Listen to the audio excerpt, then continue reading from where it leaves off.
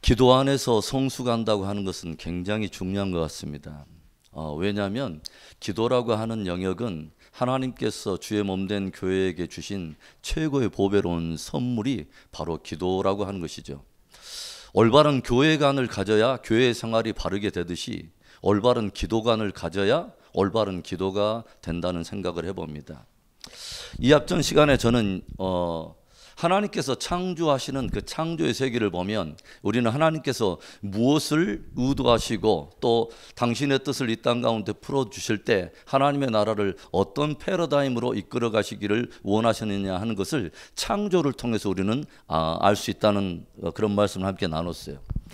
정히 보니까 하나님께서 어떻게 말씀하시냐면 하나님께서 태초에 하나님이 천지를 창조하시니라 나오고 나서 땅이 혼돈하고 공허하며 흑암이 깊은 가운데 있고 하나님의 신은 수면 위에 운행하시니라 하면서 하나님께서 이제 말씀을 통해서 당신의 모든 뜻을 드러내시죠.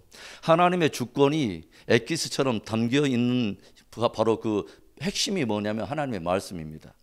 그러니까 우리가 보통 주기도문 할 때도 뭐라고 말하면 하늘의 뜻이 이 땅 가운데 이루어지이다 라고 주님께서 기도를 가르쳐 준 것처럼 하나님의 모든 뜻이, 하나님의 주권적 모든 뜻이 그 안에 담겨 있는 것이 바로 하나님의 말씀이라는 거죠. 그래서 하나님은 하나님의 뜻 모든 것을 말씀에 담아서 그 뜻이 이 땅 가운데서 이루어지기를 주님은 원하신다고 하는 것이죠. 하나님의 나라는 무엇이냐? 하나님의 주권이 인정되는 것이 하나님의 나라인 것입니다. 즉 하나님의 말씀이 그대로 이루어지는 것이 하나님의 나라라고 하는 것이죠.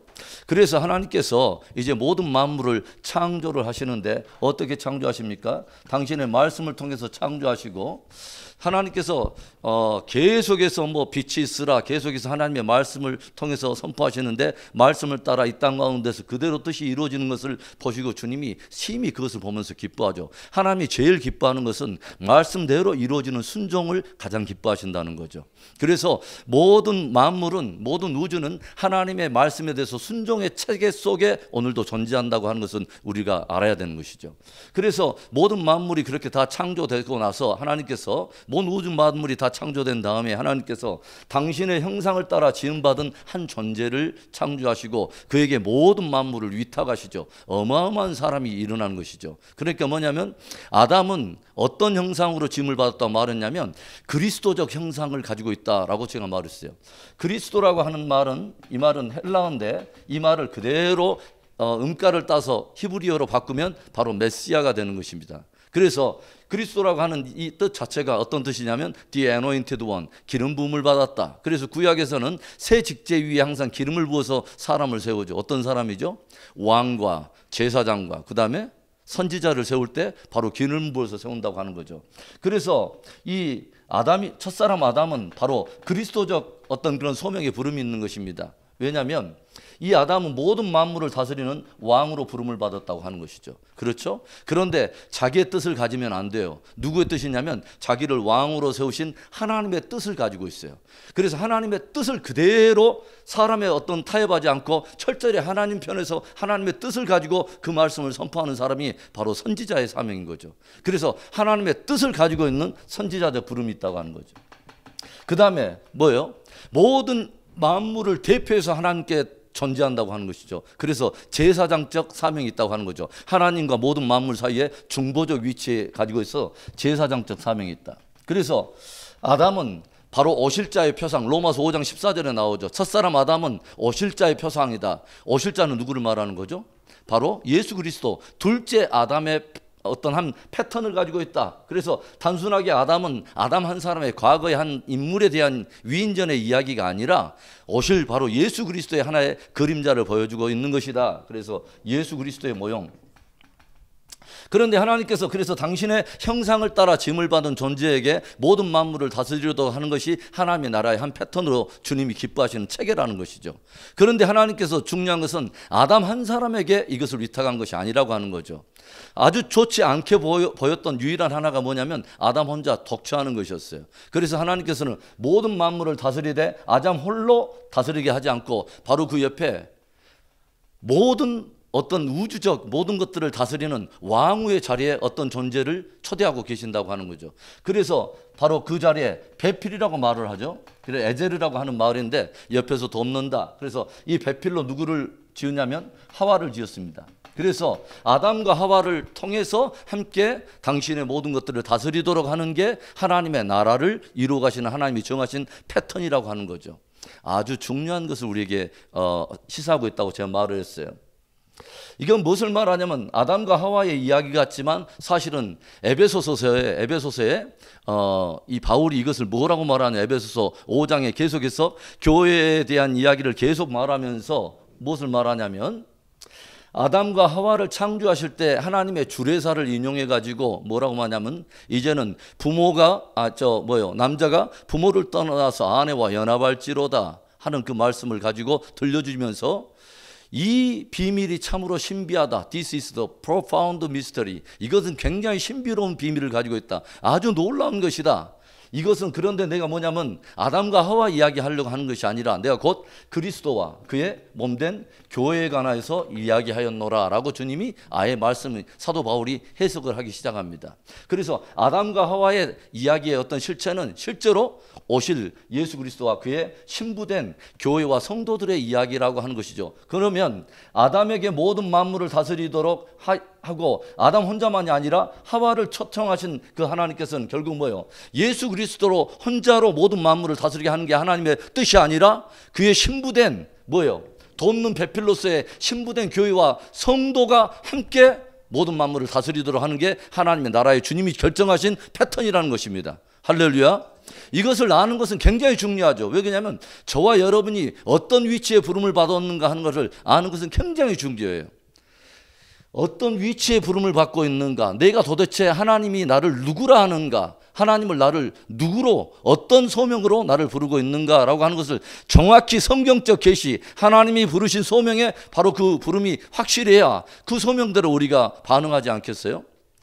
그래서 이런 관점을 아는 것은 굉장히 중요하다. 그래서 창세기에서는 아담과 하와의 어떤 혼인잔치의 이야기를 들려주는가 하면 이것의 이제 마지막 완성을 실제로는 요한계시록의 마지막 부분에 모든 역사의 마지막 피날레는 무엇에 대한 이야기로 따르냐면 어린 양의 혼인잔치와 더불어서 마지막 때 일어날 그리스도와 신부의 완전한 연합을 통해서 하나님의 나라가 완성되는 바로 그 이야기를 보여주는 것입니다. 할렐루야. 그래서 계시록 21장 22장에 보면 새 예루살렘 성의 이야기가 나오는데 신부가 신랑을 위하여 단장한 것 같더라. 마지막에 끝나는 건 뭐냐면 성령과 신부가 말하는도다, 오라 하는도다.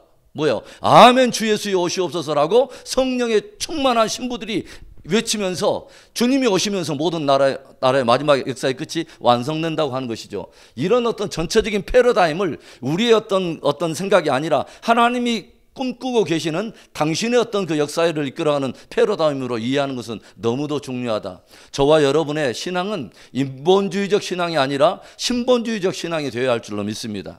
할렐루야. 그런 관점은 굉장히 중요해요. 왜냐하면 특별히 마지막 세대를 바라볼 때 주님과 똑같은 입장에서 역사를 똑같이 바라보며 주님이 마지막 시대에 부르는 신부의 그 정체성을 반응하는 것은 너무너무 중요해요. 그래서 이제 오늘 우리가 좀 기도 안에 성숙하기라고 하는 이 두 번째 주제를 다루면서 과부인가 신부인가 라고 하는 주제를 여러분과 함께 나눠보려고 그래요. 누가복음 18장에 오늘 주님께서 말씀하실 때 이런 아주 의미 있는 이야기를 하시죠. 뭐라고 말하냐면 왜 이 비유를 들려주시는가 하는 그 목적에 대해서 이렇게 말씀하세요. 뭐냐면 예수께서 그들에게 항상 기도하고 낙심하지 말아야 할 것을 비유로 말씀하셨다. 그래서 이 비유의 목적은 뭐냐면 모든 성도들이 기도를 하는데 낙심하지 말아야 될 그 이유가 여기 있다는 것을 깨우치기 위해서 이 비유를 들려주시는 거죠. 그 말은 무슨 말이냐면 자꾸 기도하다가 낙심하는 일들이 벌어진다는 거죠. 그렇죠? 여러분 낙심 안 하세요? 주님만 낙심할 것 같은 염려를 하시는 거예요? 예. 뭐냐면 여기에 보니까 기도하면서 낙심한다라고 말하는 것은 마음을 잃어버리다 또는 give up, 포기해버린다 이런 뜻을 가지고 있어요. 그러니까 말하면 기도하면서도 뭐냐면 무엇인가가 하여간 맞지 않아서 낙심하거나 마음을 잃어버리거나 또는 뭐냐면 하다가 포기해버리지 않도록 하기 위해서 이 비유를 들려주셨다고 하는 거죠. 기도하다가 낙심하는 일들이 일어난다는 거죠. 포기하는 일들이 일어난다는 거죠. 도대체 왜 포기할까요? 왜 사람들은 기도하다가 낙심하게 되고 이렇게 마음을 잃어버리며 포기하는 일들이 일어나게 될까요? 뭔가가 이유가 있겠죠. 그렇죠? 그러면서 오늘 어떤 비유를 보여주냐면 한 과부에 대한 이야기를 들으면서 이 과부가 이제 뭐냐면 불의한 재판관을 찾아가는 이야기가 나오죠.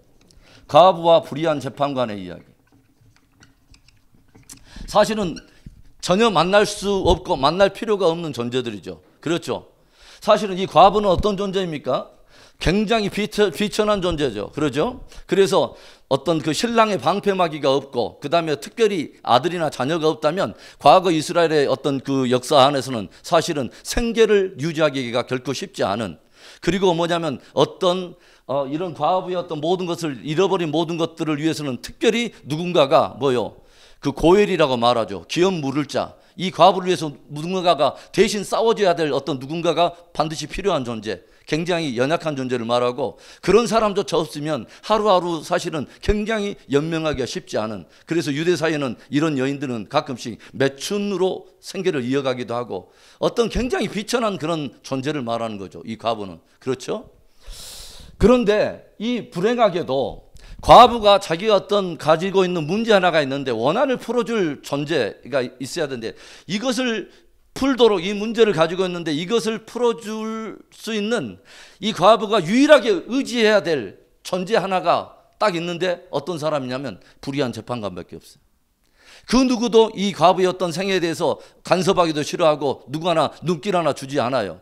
그래서 다들 냉대하고 있는 이 과부는 유일하게 자기의 당한 모든 문제를 풀기 위해서 오직 의지할 수 있는 사람이 뭐냐면 선한 사람이 아니라 뭐냐면 이 불의한 재판관인데, 이 불의한 재판관에서 뭐라고 말하냐면 저는 하나님을 두려워하지도 않고 뭐요? 사람을 무시하는 사람이라고 말해요. 한마디로 안하무인격이에요. 하나님도 없고 사람도 없어요. 의활이 없어요. 더군다나 이 사람 뭐예요? 재판관이에요. 검판사 정도 되는, 옛날에 뭐냐면 하늘에 나는 새도 떨어뜨린다는 굉장한 권세를 가진 사람. 그렇죠? 이 사람이 이 과부를 어떻게 바라볼 것 같아요? 그러니까 이런 관계 속에서 주님께서 이제 오늘 이 비유를 이야기하신다고 하는 거죠. 그래서 여러분, 이 과부에 대한 이야기를 왜 주님께서 하시는가를 조용히 한번 우리가 살펴볼 필요가 있죠. 그래서 하여간 이 과부가 뭐냐면 이 문제를 해결하기 위해서 이 과부는 무엇인가를 결정했어요. 이 문제를 반드시 풀어야 되는데 이 문제를 풀기 위한 이 과부가 유일한 낸 방법은 뭐냐면 불의한 재판관 찾아가는데 뭐요? 가서 뭐요? 번거롭게 하는 거예요. 가서 뭐냐면 나를 각인시켜가지고 어쩌든 이 불의한 재판관의 마음을 돌려서 설득해가지고 하여간 이걸 바꿔놔야죠. 그래서 이 과부의 방법은 뭐냐면 단호함 내지 또는 뭐냐면 번거롭게 하는 거, 또 뭐냐면 반복하는 거. 그래서 여기서 나중에 이 불의한 재판관이 뭐라고 하냐면 나중에 스스로 뭐라고 하냐면 내가 하나님도 두려워하지 않고 사람도 별로 이렇게 내가 별로 이렇게 염두하지 않은데 이 여인이 가만히 놔두면 나를 와서 번거롭게 할까 해서, 괴롭게 할까 해서 내가 이 여인의 문제를 들어줘야겠다 라고 생각을 했다는 거예요. 여러분, 그러면 여기서 번거롭게 하다라고 하는 그 말이 뭔 말인지 아세요? 둘이 하나가 된다, 이런 뜻을 가지고 있어요. 뭐냐면 이 여인이 결정한 것은 불의한 재판관에 그림자처럼 달라붙어 갖고 둘이 한 몸으로 달라붙어 들어왔다는 거예요. 하여간 지긋지긋할 정도로 하여간 따라붙어 가지고 어쩌든지 설득해 가지고 이것을 얻어내야 된다는 그 방법을 선택할 수밖에 없었다는 거예요. 왜 이런 말씀을 지금 우리에게 들려주는가 하는 것을 우리가 조용히 생각해 볼 필요가 있어요. 여러분, 과부는 어떤 방패막이가 없어요. 그런데 우리가 어떤 말씀 우리가 한번 찾아가냐면 이 말씀 우리 한번 찾아가 볼까요? 어디 보냐면 에레미야 예가를 찾아봅시다. 우리가 새벽마다 에레미야 말씀을 나누고 있는데 에레미야 예가는 어떤 말이냐면 이미 남유다가 이제는 멸망해 버리고 나서 다 끝나고 나서 에레미야가 탄식하면서 울면서 지었던 노래가 에레미야 예가입니다. 하나님의 마음이 그대로 눈물로 담겨진 그 노래가 에레미야 예가예요. 에레미야 예가 1장을 봅시다. 에레미야 예가 1142페이지에 이런 말씀이에요. 1절에 슬프다 이성이여, 전에는 사람들이 많더니 이제는 어찌 그리 적막하게 앉았는고. 전에는 열국 중에 크던 자가 이제는 뭐가 됐냐면 과부같이 되었고, 전에는 열방 중에 공주였던 자가 이제는 강제 노동을 하는 자가 되었도다. 무엇떤 이야기를 하냐면 전에는 하나님이 신랑이었고 방패막이었습니다. 그렇죠? 그런데 열국의 공주였어요. 모든 나라들이 다 우러러볼 만한, 하나님께 그렇게 사랑받는 그 영광의 어떤 그런 존재가 없을 만큼 유다와 예루살렘은 그렇게 사랑을 받았다는 거죠. 열국의 공주였던 자가 이제는 뭐냐면 하나님께로부터 단절되고 끊겨져서 심판을 자초하더니 결국은 하나님께 심판받고 하나님의 큰 영광과 은혜에서 끊기운 바 된 바로 저들의 신세를 뭘로 표현하고 있냐면 과부라고 말을 해요. 그렇죠. 이제는 노략거리로 어떤 방패막이가 없는데 한 사람, 이 사람, 저 사람 다 쉽게 모든 과부의 모든 것들을 늑탈할 수밖에 없는, 늑탈해도 사실은 별로 흉이 되지 않는, 이제는 보호처도 없고 어떤 공급의 어떤 수로도 없고 내일을 장담할 수 없는 어떤 그런 굉장한 어떤 그런 상태. 그래서 바벨론으로 끌려가서 농락을 당하고 수치를 당하고 막 이런 역사에 던져진 그 상태를 뭐라고 말하냐면 과부라고 말을 해요. 예수님께서 오셨을 때 이스라엘의 상태가 꼭 그렇더라고 하는 거죠. 하나님께 끊기움 받아서 그 땅 가운데서 있는데 뭐예요? 로마의 식민지가 돼가지고 저들은 뭐냐면 잘못된 어떤 종교 체제 속에서 함께 묶여가지고 뭐예요? 하나님께는 끊기움 받고 그 다음에 뭐냐면 신랑으로 이 땅 가운데 오신 예수 그리스도를 알지 못하고 그분의 풍성한 영광에서 끊겨진 그들의 상태가 뭐냐면 과부 상태였다 이 말이죠. 제가 이 패러그래프를 한번 읽어볼게요.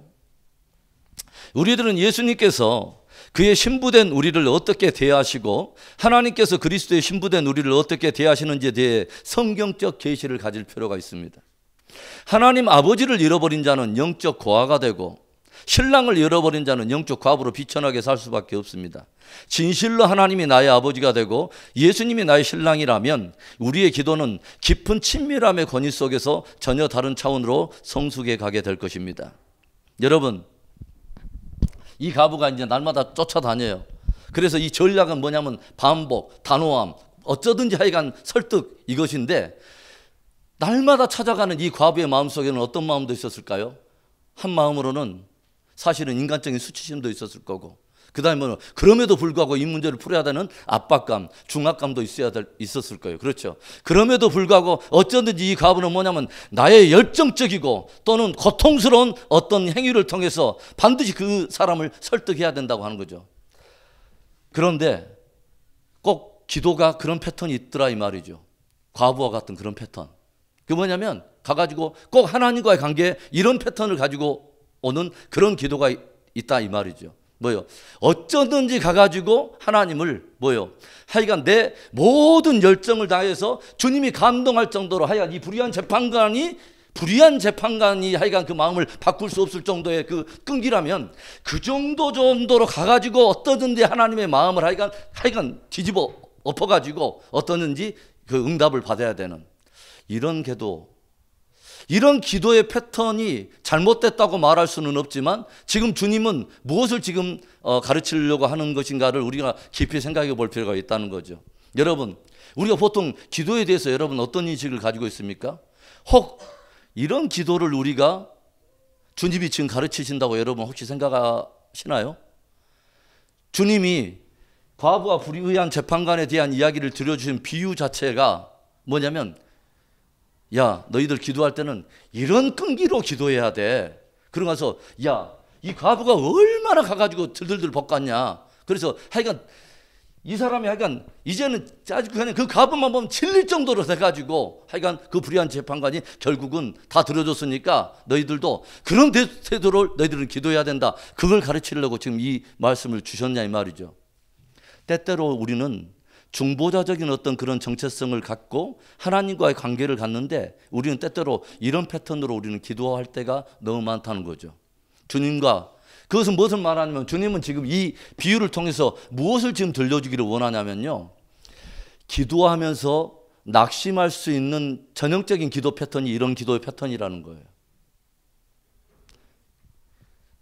압박, 종교적인 의무, 안 할 수는 없고 문제는 있고 그래서 이런 것으로 가서 하여간 주님 앞에 나가는 그런 형태일 때가 너무너무 많다는 거죠. 그래서 주님께서는 낙심하지 않고 기도할 수 있는 유일한 것은 무엇인가를 주님 가르쳐주고 싶어 한 거예요. 그건 뭐냐면 우리의 인식을 바꿔야 된다는 거죠. 뭐냐면 우리의 정체성이 그게 아니라는 거죠. 저와 여러분은 하나님 앞에 과부가 아니라는 거예요. 그리고 미안하지만 하나님은 불의한 재판관이 아니라는 거예요. 이걸 가르쳐주고 싶은 거예요. 주님과 우리의 관계가, 주님은 불의한 재판관이고 우리는 과부가 돼가지고 우리는 하나님께 기도할 때 나갈 때 하나님 오늘도 나가는 굉장히 하나님께서 응답도 다 안 해주면서 인색하게, 그래도 또 안 할 수는 없고, 가서 하여간 수치스럽지만 가서 하여간 그래도 그 자리 지켰고 오늘은 쇼부를 봐버려야지, 뭐 이런 자세로 주님께 기도할 때가 많지 않냐 이 말이죠. 그런데 오늘 주님이 가르쳐주는 아주 중요한 의미는 그렇게 해가지고는 기도하다가 낙심하기 십상인다는 거죠. 기도의 아주 중요한 영역은 종교적인 행위적인 것도 아니고 어떤 반복적인 막 이런 것들이 핵심이 아니라 기도의 가장 핵심은 주님과 우리와의 관계에 있다는 거예요. 할렐루야. 친밀함이 기도를 하면서 낙심하지 않게 만드는 유일한 무기가 되고 하나의 길이 된다는 거죠. 친밀함. 여러분, 주님과의 관계가 즐거우려면 우리가 주님을 사랑해야 되잖아요. 그러죠? 어쩔 수 없이 하여간 말씀이 그렇다고 하니까 내가 사랑 안 할 수는 없고 이런 겁니까 여러분? 예배도 안 드릴 수는 없고 하여간 잘못하면 하나님한테 눈치하면 여차하면 눈에 빗나가면 하여간 잘못하면 깨지기 십상이니까. 예. 여러분 그런 예배라면 그 예배 오래 갈까요? 그런 기도라면 그 기도가 오래 가겠어요? 하나의 그냥 나의 어떤 신세 타령하면서 과부를 비천하니까 이 모든 것들 하여간 쏟아놓고 어쩌든지 하여간 그 설득을 해가지고 그걸 얻어내고, 그리고 딱 얻어내고 나면 더 이상 볼 일 없는. 어떤 분이 그런 말을 했어요. 자기는 커면서 중보 기도자들이 너무너무 대단하고 존경스럽더래요. 그런데 그 무리 속에 들어가고 싶지는 않더래요. 혹 우리가 기도하는 사람들을 보면서 이런 느낌을 갖지 않습니까? 기도하는 사람도 보면 와 너무너무 부러워. 그리고 기도를 외쳐요. 중보해야 돼. 마지막 시대 신부의 기도야. 그런데 나는 사실은 그 기도 속에 들어가고 싶진 않아. 왜냐하면 기도에 대한 전혀 왜곡된 이미지를 가지고 있어. 기도에 대한 왜곡된 이미지는 어디서부터 출발하냐면 하나님에 대한 왜곡된 이미지가 있어요.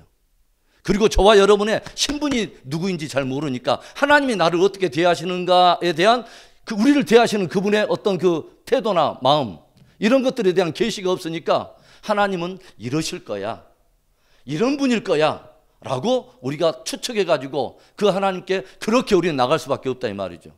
마치 불의한 재판관 대하듯이 나는 어차피 의존해야 되니까, 어차피 뭐 하여간 그래야 되니까 과부에 비천한 신세 한탄하듯이 이래가지고는 안 된다 이 말이죠. 아주 의미 있는 말을 주님은 들려줘요. 이것에 그러니까 주님께서 이 비유를 통해서 가장 들려주기를 원하는 핵심은 뭐냐면 기도는 행위가 아니라 관계라는 거죠. 그리고 기도를 정말 즐겁고 아주 행복한 기도로, 정말 즐거운 기도로 만들어주는 것은 주님과의 친밀함에 있다는 거예요. 할렐루야. 그리고 아주 의미 있는 말을 하잖아요 여러분. 이걸 딱 하고 나서 주님께서 마지막에 한마디 의미 있게 해요. 인자가 올 때 믿음을 보겠느냐? 여러분 이상하잖아요. 기도에 대한 이야기나 하고 나서 불의한 재판관 이야기 하더니 나중에 뭐냐면 인자가 올 때, 그러니까 주님이 다시 올 때 믿음을 보겠느냐? 그럼 주님이 다시 올 때 보고자 하는 믿음은 어떤 믿음이라는 거죠? 이런 관계 속에 주님과의 관계가 아니라는 거죠. 그렇죠?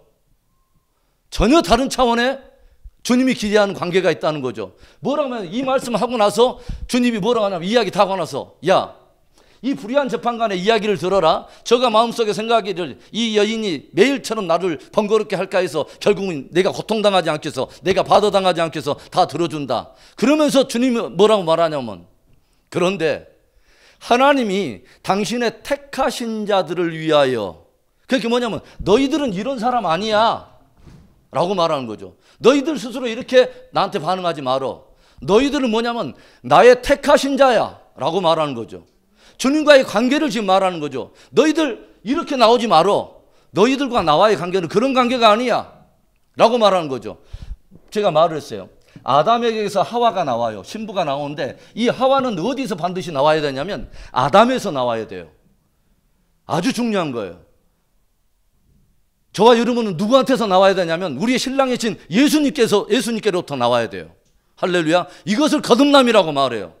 할렐루야. 자연적 출생의 어떤 그런 게 중요한 것이 아니라 저와 여러분의 진짜 존재적인 근거는 뭐냐면 예수님의 옆구리예요. 십자가를 통해서, 복음을 통해서 우리 거듭난 거예요. 할렐루야. 그리고 그 하와는 뭐예요?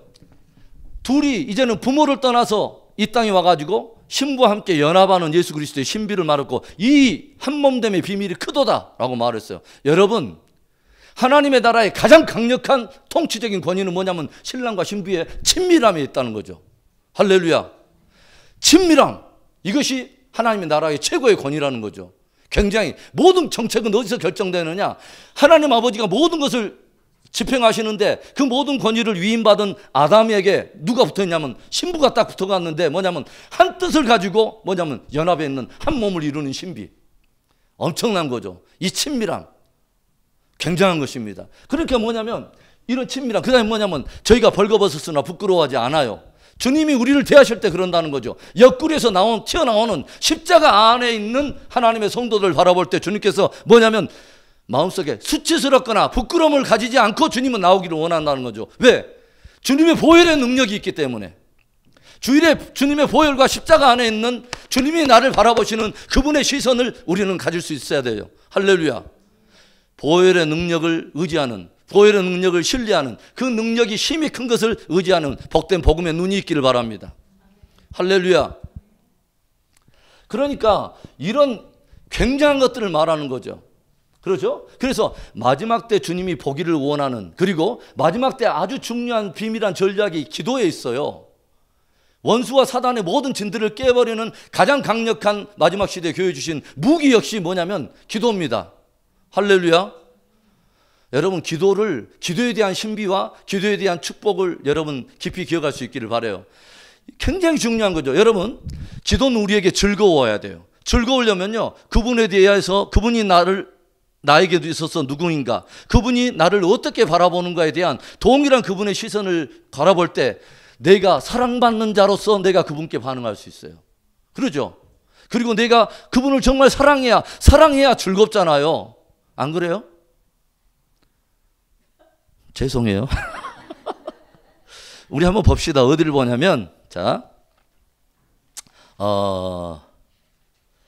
이사야서 62장을 봅시다. 자, 이사야서 62장. 이사야서 62장.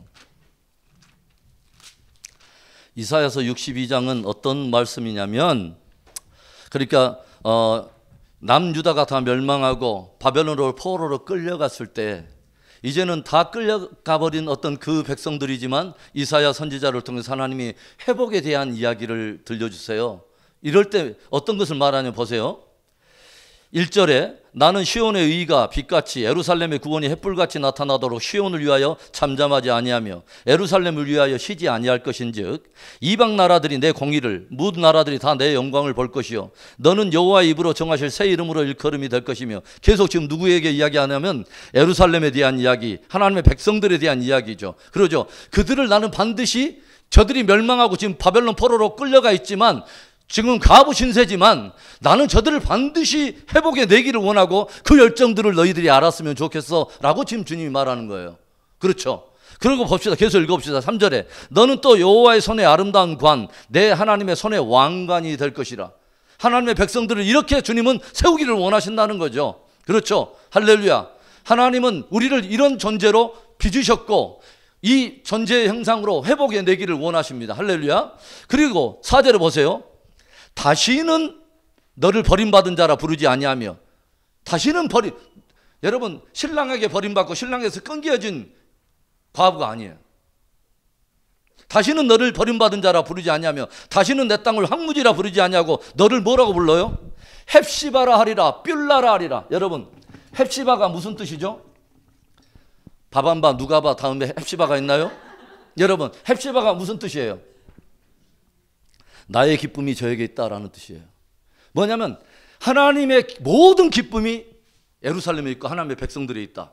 이 백성으로 다시 회복해 내겠다는 거죠. 그게 뭐냐면 버린 자라고 더 이상 하지 마라. 너희는 과부로 끝날 인생이 아니야. 나는 바벨론에서 너희를 다시 끌어다가 나의 가장 모든 기쁨이 너희에게 있었던 처음에 나와 너희와의 관계, 신랑과 신부의 관계로 회복해 내겠다는 거예요. 할렐루야. 그렇게 회복하기를 원하고 이런 존재로 반응하기를 원한다는 거죠. 뷸라는 뭡니까? 결혼했다는 것입니다. 그러죠? 결혼했다는 거예요. 뷸라라고 하는 게 뭐냐면 결혼한 여인이란 뜻이에요. 너는 결혼한 여인이 되리라. 뭐냐면 이제는 과거 아니에요. 다시 신랑에게 돌아와가지고 신랑과 한 몸을 이루는 그 영광스러운 뭐냐면 신부의 영광을 너희들은 취하게 될 거야 라고 하나님 말씀하신 것입니다. 할렐루야. 하나님은 바벨론에 끌려가 있는 저들의 어떤 비천한 상태에서 뭐냐면 그것이 끝이 아니라는 것을 주님 말씀했어요. 그거 끝 아니야.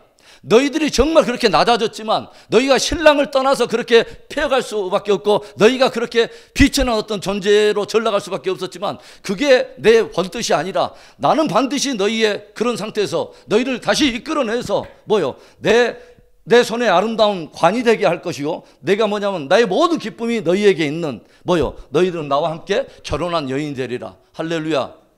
이 영광의 친밀함으로 주님은 회복에 내기를 원하고 회복을 기대하신다는 거죠. 할렐루야. 그 뒤에 보세요. 5절에 마치 청년이 처녀와 결혼함 같이 내 아들들이 너를 취하였고 신랑이 신부를 기뻐함 같이 내 하나님이 너를 기뻐하시리라. 할렐루야. 하나님은 이 친밀함을 회복해 내시겠다는 거예요.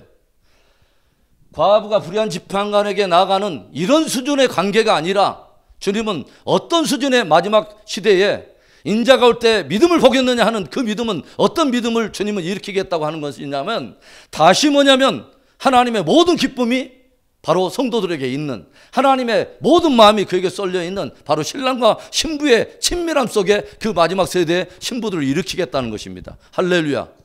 이 믿음을 보겠느냐라고 말하는 거죠. 이 믿음으로 나아가려면 이 믿음으로 나아가려면 어떤 것이 있어야 되죠? 그 정체성으로 반응한 사람들이 일어나야 되죠. 그렇죠. 내가 그런 존재로 부름을 받고 있다고 하는 것을 정확히 알고 신랑과 함께 뜨겁게 한 몸으로 연합하는 그렇죠.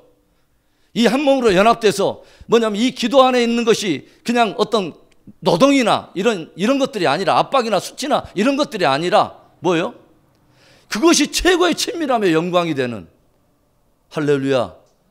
기도는 즐거운 것이 돼야 되죠. 기도가 즐거운 것, 기도하고 낙심시키는 이런 기도가 아니라 여러분 기도하다가 막 진절이 나고 이런 기도가 아니라 기도하는 그 시간이 가장 친밀하고 가장 즐거운 그러려면 신랑이 좋아야 되잖아요. 할렐루야. 그래서 신랑이 좋으려면 어떤 일이 먼저 일어나야 되죠? 신랑을 바르게 알아야 되죠. 그렇죠. 그리고 신랑이 어떤 영광을 가지고 있는지를 알아야 되죠.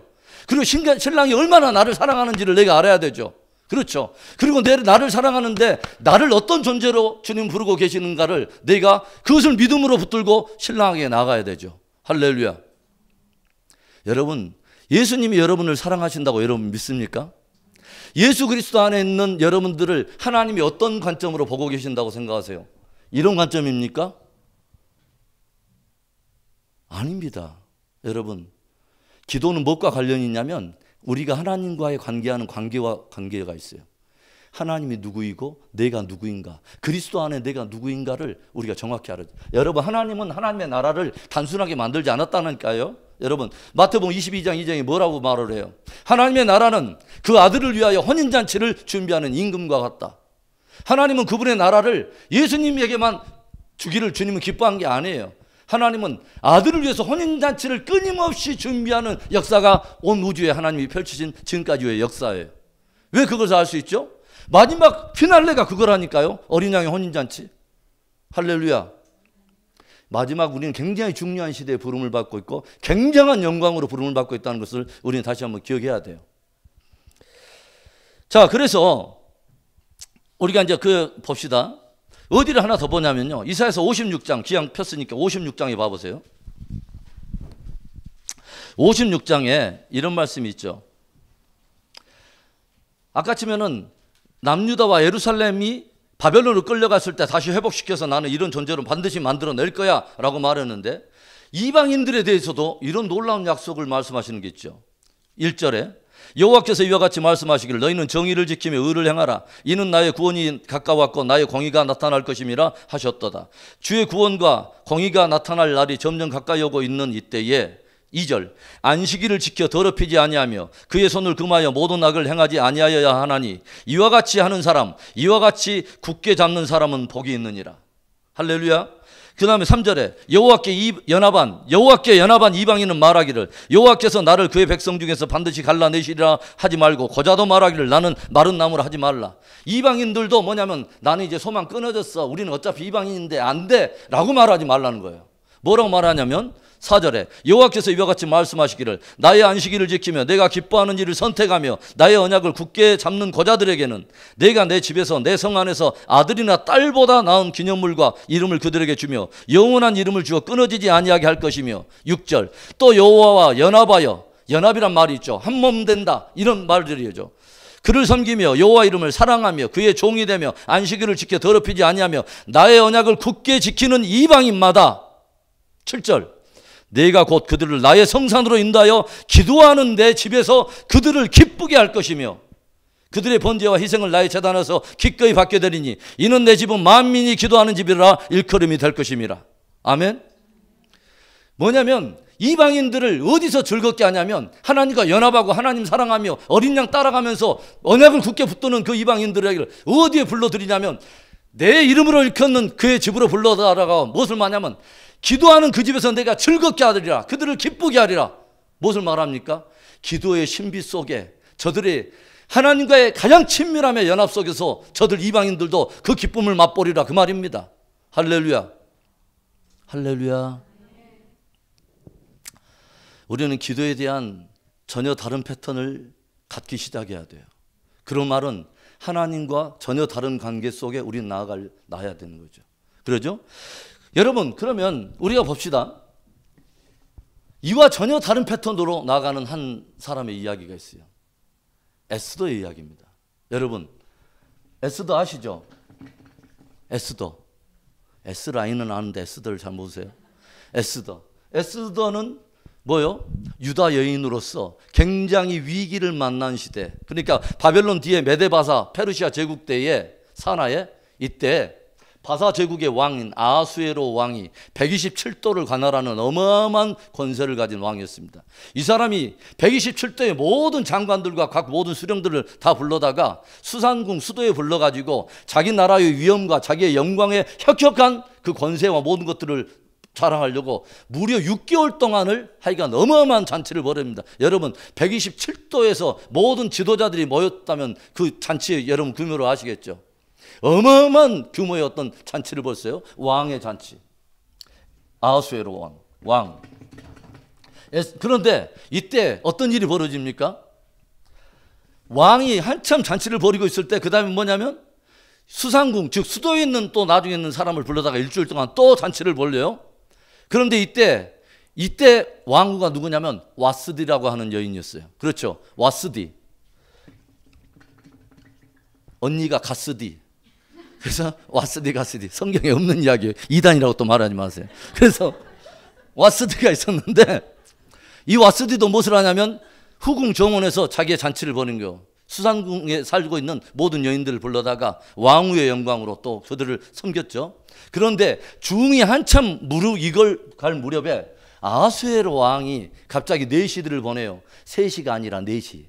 그래서 내시들을 불러가지고 뭐라고 하냐면 왕후를 불러오라는 거죠. 왜? 모든 수령들 앞에서 자기의 영광의 최고의 절정인 왕의 최고의 절정, 영광은 누구에게 있냐면 신부에게 있습니다. 여러분 그거 아세요? 왕이 모든 사람들에게 보고 싶어주고 하는 주고자 하는 자기가 가진 최고의 영광의 최고의 절정은 뭐냐면 신부입니다. 그래서 왕후를 불렀어요. 그런데 와스디가 어떻게 합니까? 배째라는 거야. 그리고 무엇을 합니까? 가지 않겠다는 거죠. 그러니까 어떤 일이 벌어졌냐면 왕의 초청을 사실은 거절한 거죠. 그렇죠. 사실 어떻게 보면 왕을 무시한 격이 돼버리는 거죠. 지금 모든 127대 산하의 모든 사람들이 와 있는 그 자리에서 왕에게 면박을 준 거죠. 어마어마한 사건이 벌어진 거죠. 그러죠. 그리고 뭐냐면 왕후는 자기의 잔치 속에서 왕후는 자기의 영광을 받고 있습니다. 왕후가 왜 존재하고 있는지 하는 자기의 존재의 근본을 잘 모르는 거죠. 그렇죠. 어떤 위치로 부름을 받았는가? 왕후에게 실린 모든 권위가 누구에게부터 나와 있는가? 내 존재의 생명 자체가 옆구리에서 나오고 내 존재가 가지고 있는 모든 영광이 바로 그분 때문에 주어진 영광이라는 것을 모르고 뭐예요? 그분을 위한 잔치에 나가기를 꺼려하고 나의 잔치를 여기서 벌이고 있다는 거죠. 내가 영광을 받고 있는 나 중심에. 그러니까 일로 인해서 하여간 엄청난 회의가 벌어지면서 결국은 내시들기에 함께 국가 모든 이 수령들이 뭘 결정합니까? 와스디를 폐위시켜야 된다. 결국은 폐위시킵니다. 왜 와스디가 폐위됐는가 하는 영적 의미를 여러분 잘 생각해야죠. 왜죠? 왕이 불렀는데 왕의 초청에 거부한 것입니다. 여러분 창세기 24장에 보면 뭐냐면 아브라함에게 모든 것들을 가지고 이삭의 신부를 취하러 가는 그 종이 아브라함에게 물어보잖아요. 혹시 아브라함이요, 혹시 내가 봤던 하람에 가가지고 나홀 성에 가가지고 어떤 여인이 마음에 드는데 이삭의 어떤 그 점지를 위해서 하나님이 주신 그 여인이라는 감동이 있어서 한번 말을 할 때 그 여인이 안 쫓아오면 어떻게 할까요? 내 초청에 응하지 않으면 어떻게 할까요? 함께 아브라함이 뭐냐면 그렇다면 그 초청에 응하지 않는다면 나와 너와 상관했던 이 언약에 대해서 그 여인은 무관한 자가 된다. 너는 그것에 대해서 별로 신경 안 써도 된다. 왕의 잔치에 초청을 거부하면 폐위되는 것입니다. 자격을 잃는 거죠. 그렇죠. 그러니까 결국은 이제 폐위가 되는데 에스더는 그러지 않아요. 그러죠? 그래서 뭐냐면 여러분 어마어마한 지금 사건들이 일어나죠. 지금 이 상황이 이제 점점 어떻게 몰아져 가면 결국 이제 에스더가 이제 왕후가 되잖아요. 그래서 왕후로 부름을 받습니다. 그런데 이때 이 나라에 어마어마한 사건이 벌어지죠. 어떤 거죠? 유대인들을 죽이려고 하는 어마어마한 세력들이 일어나죠. 하나님과 관계하고 있는 하나님의 백성들을 모두 씨알을 아주 그냥 먹어버리려고 하는 악하고 아주 그 독한 한 존재가 일어나죠. 물 먹는 하마가 아니라 하만이라고 하는 놈이 나타나죠. 아각 사람 함므다다의 아들. 여러분 아각 사람은 어떤 사람을 말하죠? 아말렉 사람을 말하는 것입니다. 아말렉 왕이 아각입니다. 여러분 그러면 아말렉을 하나님이 어떻게 대하시는가를 여러분 아시죠? 그러죠. 출애굽기 17장에 그러죠. 거기에서 어떤 일이 벌어져? 아말렉이 막 이스라엘과 전쟁이 벌어지고 나중에 하나님께서 무엇을 말합니까? 나 여호와가 대대도록 아말렉과 더불어 싸우리라. 아말렉이 아주 씨알이 그냥 마를 때까지 나는 철저하게 아말렉의 대적의 편에 서서 나는 아말렉을 계속 칠 거야. 그러니까 모든 백성들이 다 하만에게 절을 하는데 절하지 않는 사람이 있죠.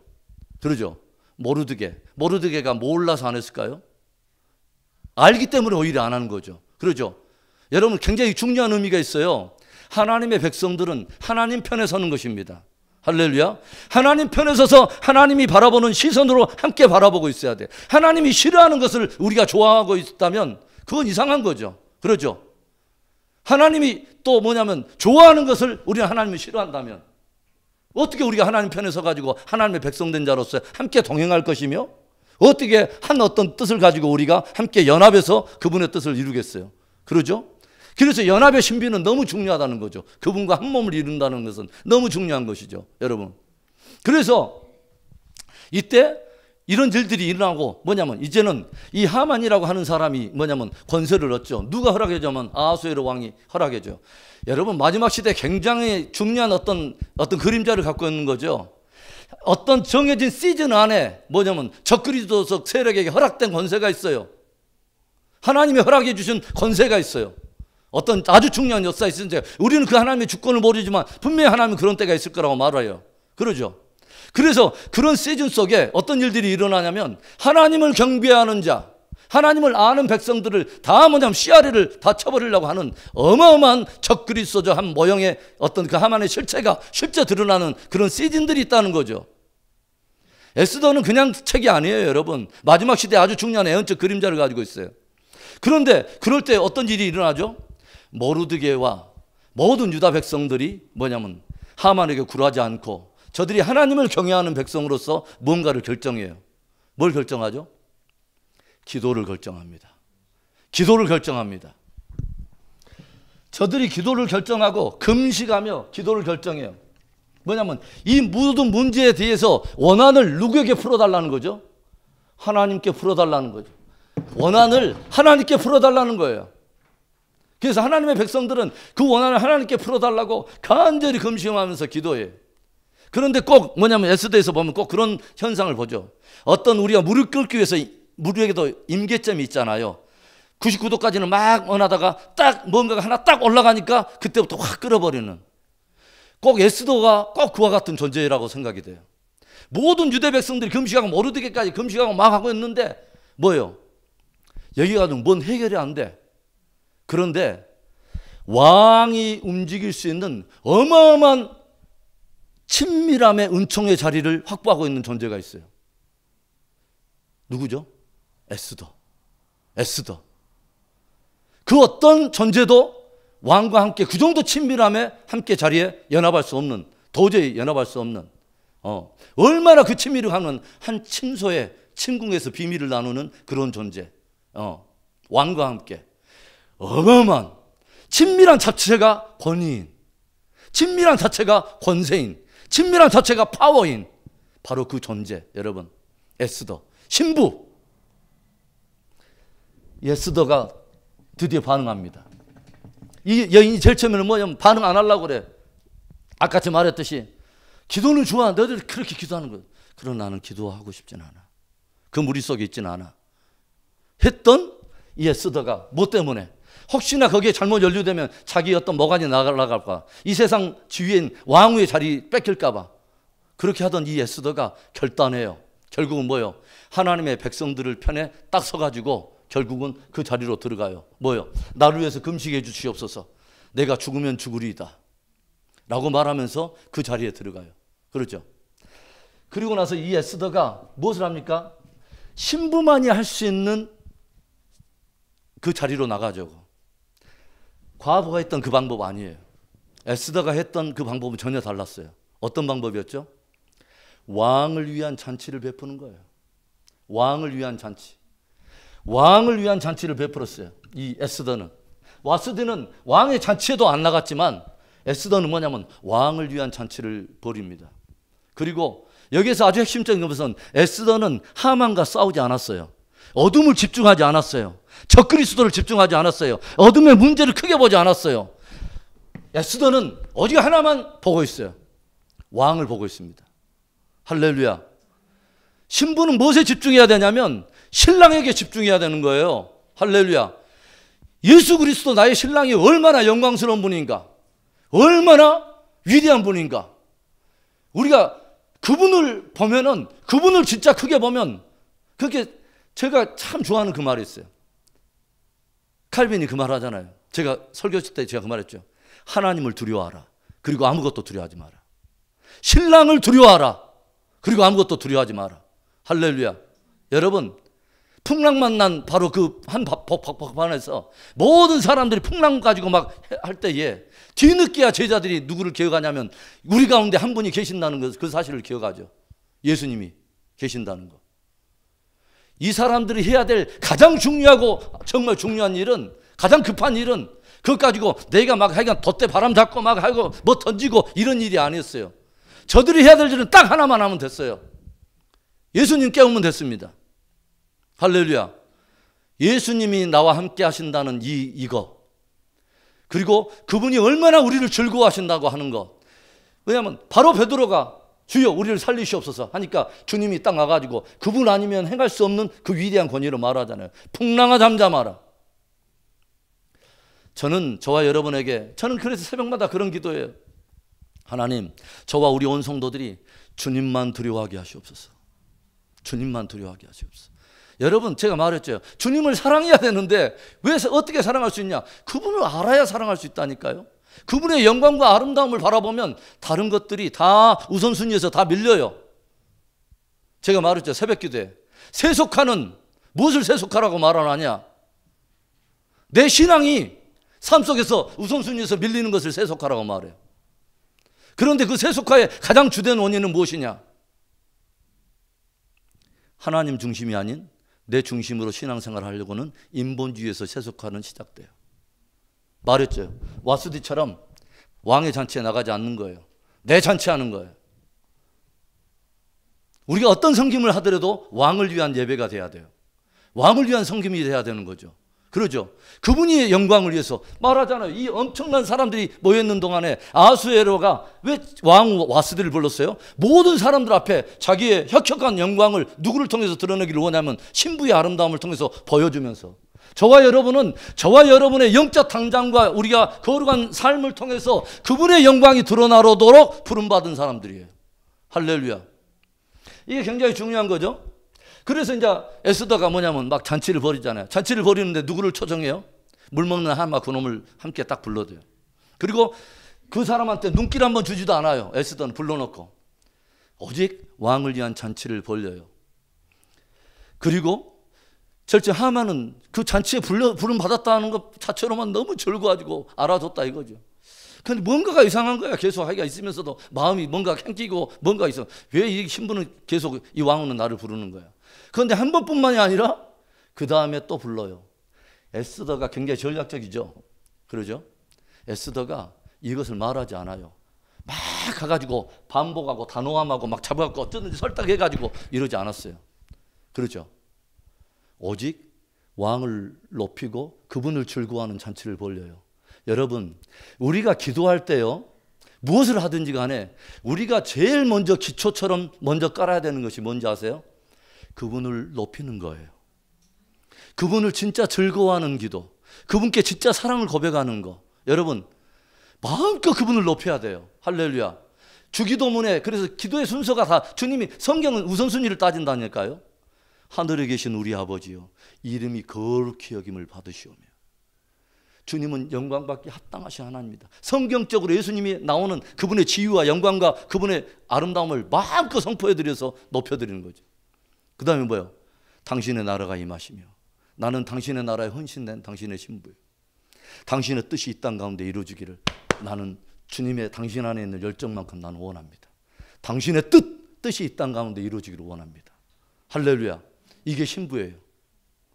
그래서 이걸 딱 해가지고 단장하고 왕을 막 즐겁게 하고 왕에게 막 헌신하고 왕을 사랑하니까 나중에는 왕이 갑자기 딱 하고 나서 어떤 일이 벌어집니까? 자꾸 거기에 나가는데도 왕이 결국은 무엇을 말하냐? 그대여, 그대의 소원이 무엇이냐? 나라의 절반이라도 주겠노라. 여러분, 이제 게임 끝났어요. 게임 끝났어요. 어떤 일들이 벌어지죠? 그 뒤에서 이제 에스더는 자기의 정체를 밝히고 하만의 정체를 밝혀요. 여러분, 사탄이 제일로 두려워하는 것이 뭘까요? 사탄이 제일로 두려워하는 것은 신랑과 신부의 친밀함입니다. 신부가 어떨 때 가장 사탄은 신부를 두려워하게 되냐면 왕의 사랑을 입고 있는 존재예요. 왕과의 친밀함 속에 하나 된 존재예요. 신부가 자기의 그 영광을 알고서 뭐요? 왕을 즐거워하며 왕을 높이고, 뭐냐면 왕과 신부가 완전히 하나 되는 그 친밀함이 최고의 사단이 두려워하는 권위예요. 할렐루야. 여러분, 예수 그리스도와의 우리가 친밀함이 사단이 가장 두려워하는 권위인 것을 여러분 믿을 수 있기를 바랍니다. 여러분, 그래서 물어요. 나라의 절반이라도 주겠다고. 이미 이제 여기서는 끝이에요. 끝난 거예요. 여러분, 얼마나 정말 놀랍습니까? 그래서 우리가 높여드리는 그 기도가 굉장히 중요하고, 여러분, 인자가 올 때 이제 마지막 이야기 좀 하고 마칠게요. 이런 이야기들 주님께서 와부와 불의한 재판관의 이야기를 들리면서 주님 의미 있게 말씀하시더라는 거예요. 인자가 올 때의 믿음을 보겠느냐. 이때 찾으시는 믿음은 이런 관계 아니에요, 여러분. 이런 관계 갖고 안 돼요. 이런 관계 가지고 안 되죠. 그러죠? 어떤 관계에 주님은 믿음을 기대하고 계시냐면 바로 신랑과 신부의 관계 말이죠. 그렇죠? 너희들은 나의 택하신 자요. 그렇죠? 택한 자들의 원한을 속히 내가 풀지 않겠느냐라고 말하는 거죠. 그러죠? 그래서 여러분, 우리는 내가 어떤 존재라고 하는 것을 깊이 생각을 해야 돼요. 그리고 주님이 성경에서 들려주시는 바로 성경적 계시 안에서 내가 누구인가, 그리고 나를 그분이 어떻게 바라보고 그분이 나를 대하시는가, 이런 것에 오해가 없어야 돼요. 곡해가 없어야 돼요. 여기서 벌써 뻐그러지잖아요.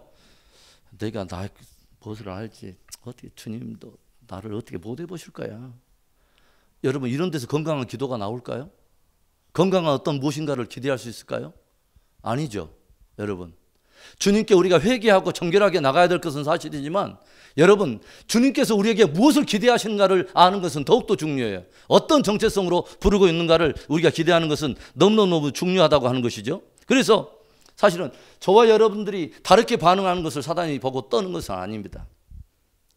하여간 신부의 최고의 권위는 누구와 함께 딱 달라붙어 있는 거냐면 신랑과 함께 달라붙어 있는 거예요. 모든 권위는 거기서부터 나와요. 할렐루야. 그래서 왕이 이렇게 하면 끝나는 거예요. 홀을 딱 내밀면 끝나는 거예요. 여기 그냥 홀은 스텝, 왕이 가지고 있는 지팡이입니다. 그러죠. 그 권세, 모든 권세를 누구한테 딱 내미냐면 신부한테 내밀어요. 딱 내밀면 신부는 그 홀을 잡고 같이 나가요. 그렇죠. 이러면 이제 경기는 끝나는 거예요. 마지막 시대의 중요한 비밀을 우리에게 들려주고 있는 것입니다. 마지막 시대에 한 그림자를 에스더서는 우리에게 조명하고 있어요. 마지막 시대 그런 엄청난 역사의 격변과 위기가 찾아오고 하나님의 백성들을 씨앗을 다 전멸시키려고 하는 어마어마한 그때 당시에 그 역사를 방불하는, 말하자면 예수님께서 창세 이후로 그런 환란이 없는 어마어마한 그런 격변의 시대가 찾아올 때인데, 그때 하나님의 백성들이 어떻게 반응할 것인가를 미리 들려주는 중요한 복음을 담고 있는 게 에스더서입니다. 이때 뭐요? 바로 하나님이 나를 그 자리에 심으신 바로 그 이유가 바로 이때를 위한 것이 아니냐라고 하는 신부들이 일어나야 된다는 거죠. 그 어떤 사람에게도 허락하지 않는, 뭐냐면 왕의 은총을 입은 가장 어떤 존재보다 왕에 가까운 곳에 친밀함의 그 자리, 신부의 자리를 이때를 위해서 우리에게 허락한 것이 아니냐 이 말입니다. 여러분, 그 자리를 여러분 소중하게 기억할 수 있기를 바라요. 여러분, 내가 주님 앞에 그런 존재라면요, 주님이 나를 그렇게 바라보고 계신다면, 내가 오늘 하나님을 사랑하고 하나님의 사랑을 받는 거룩한 신부라고 하는 이 정체성을 딱 가지고 나가기 시작하면요, 이때는 우리가 그분께 반응하는 것도 달라지지만 사단은 그때부터 떨기 시작해요. 왜 그러냐면 다른 우리가 막 굉장한 것들을 해서 그런 것이 아니라, 제가 말했어요, 사단이 떠는 유일한 것은 우리가 주님과의 친밀함 때문에 떠는 거예요. 할렐루야. 친밀함을 알아버려요. 이 신부가 자기가 어떤 존재로 부름받고 있다는 것을 알아버렸어. 그리고 그때 나가서 이분과 함께 연합했을 때 한 뜻을 가지고 함께 나가기 시작하는 하나님이 정하신 패러다임을 이 신부가 알아버렸어. 그리고 알 뿐만 아니라 그 자리에 나가가지고 이때를 위함이 아니냐 하고 나서 뭐요? 주님 앞에 그 권세를 홀을 잡고 함께 기도하면서 나아갈 때 여러분, 사단의 권세가 무너지는 것이죠. 이게 마지막 시대에 우리에게 기대하신 하나님의 믿음입니다. 그 믿음은 친밀함인 거예요. 그러려면 주님을 깊이 아는 거예요. 그래서 사도 바울이 말하잖아요. 지혜와 계시의 영을 너희에게 주사 너희로 하나님을 알게 하시고 너희를 부르신 부르심의 소망을 알게 하시고 그리스도 안에서 너희가 얻게 될 영광의 기업의 풍성함을 알게 하시고 너희 안에 역사하시는 능력의 심이 어떠한 것을 너희가 알기를 원하노라. 왜냐하면 알지 못하면 반응하지 않거든요. 아는 것에 확신하지 않으면 그것에 나아가지 않거든요. 확신하지 않고 거기에 나가지 않으면 아무리 모든 것을 줘도 그것은 나와는 상관없는 일이 돼요. 여러분, 마지막 시대에 아주 중요한 비밀을 주님은 우리에게 계속 도전하고 있습니다. 여러분, 저와 여러분의 기도가 전혀 다른 차원들로 일어나는 은혜가 있기를 바랍니다. 그것은 저와 여러분이 주님께 전혀 다른 차원으로 반응하기 시작하면서 일어난다고 하는 것이죠. 기도하고 우리 기도하겠습니다.